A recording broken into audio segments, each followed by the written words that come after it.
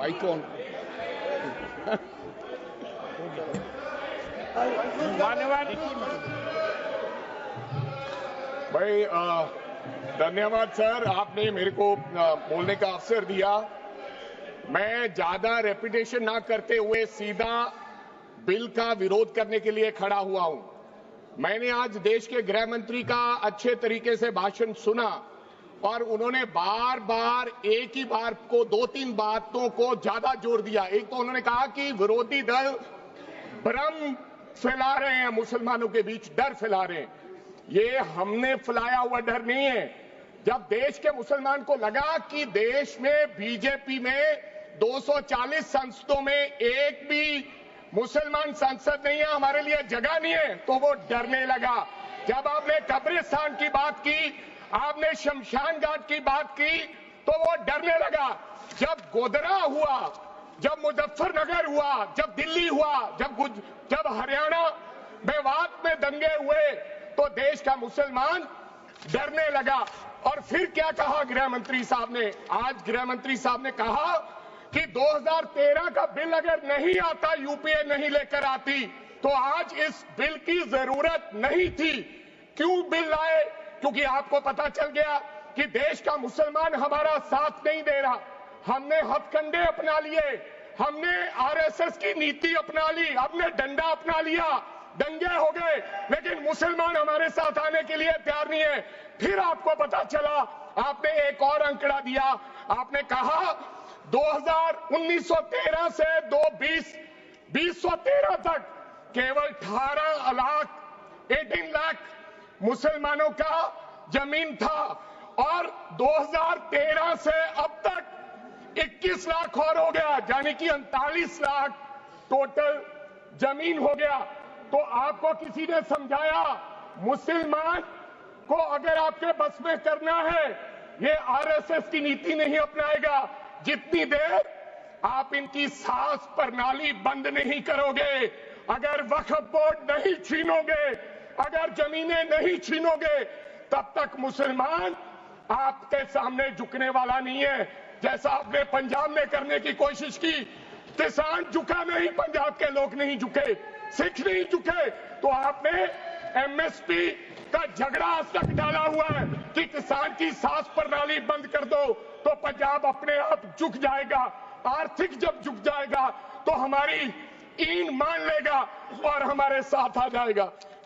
आदरणीय सर, आपने बार बार कहा, आज गृह मंत्री साहब ने कहा गवर्नमेंट प्रॉपर्टी पर किसी का अधिकार नहीं है, पंचायत की जमीन कोई दान नहीं दे सकता है। मैं आपको इसके पीछे लोचा क्या है, इसके पीछे छुपा हुआ राज क्या है?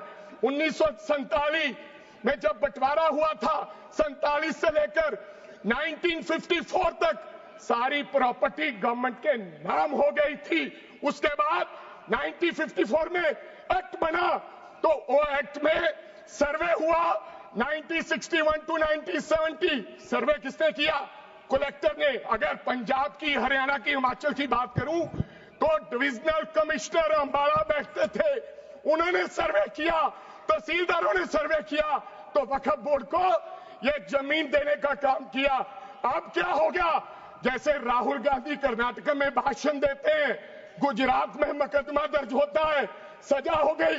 गवर्नमेंट की प्रॉपर्टी तो 1947 और 1954 में तो सारी प्रॉपर्टीज गवर्नमेंट की थी। अब एक बंदा खड़ा होगा तो वो कहेगा कि यहां पर ये गवर्नमेंट की प्रॉपर्टी है, डिस्प्यूट होगा, तो आप वक्फ बाय यूजर का अधिकार खत्म कर दोगे कि ये तो जमीन गवर्नमेंट की थी, आप उसकी जमीन छीन लोगे।